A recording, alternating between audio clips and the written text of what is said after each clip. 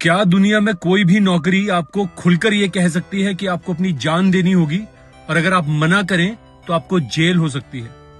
आजकल बहुत से लोग आर्म्ड फोर्सेस की तुलना दूसरे प्रोफेशन से करने लगे हैं।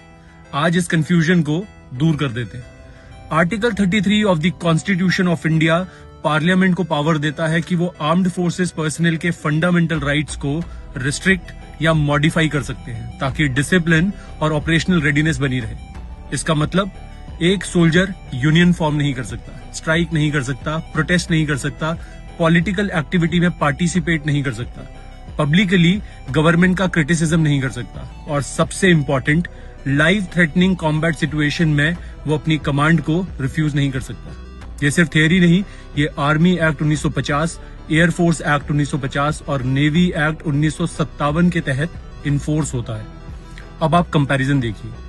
जजेस और लॉयर्स किसी भी केस को लेने से मना कर सकते हैं, ब्यूरोक्रेट्स रिटर्न ऑर्डर मांग सकते हैं, डॉक्टर्स हाई रिस्क प्रोसीजर लेने से मना कर सकते हैं, पॉलिटिशियंस पार्टी चेंज कर सकते हैं या रिजाइन कर सकते हैं, पुलिस और सीएपीएफ पर्सनल के राइट्स आर्टिकल 33 के तहत उसी लेवल पर रिस्ट्रिक्ट नहीं होते जैसे मिलिट्री पर्सनल के होते। एक सोल्जर अगर उसे ऑर्डर मिला तो फिर उसे वो ऑर्डर पूरा करना ही होगा, even if it may cost his life.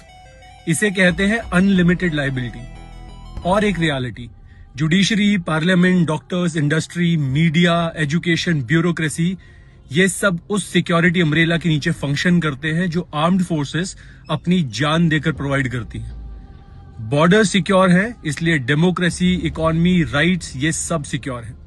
Security वो फाउंडेशन है जिसपे ये पूरा स्ट्रक्चर खड़ा है। इसलिए आर्म्ड फोर्सेस को किसी भी दूसरे प्रोफेशन के साथ इक्वेट करना कॉन्स्टिट्यूशनल और ऑपरेशनल डिफरेंस को इग्नोर करना है। जब राइट्स रिस्ट्रिक्टेड हो, जब रिस्क अनलिमिटेड हो, तो पे, पेंशन और स्टेटस ये सब उसी हिसाब से रिफ्लेक्ट होना चाहिए। ये किसी सुपीरियरिटी की बात नहीं है, ये कॉन्स्टिट्यूशनल डिस्टिंक्शन की बात है। अगर आप मानते हैं कि नेशनल सिक्योरिटी में तैनात हमारे सैनिक सबसे पहले है तो इस रील को शेयर कीजिए। Let's debate with facts, not emotions. जय हिंद, जय भारत।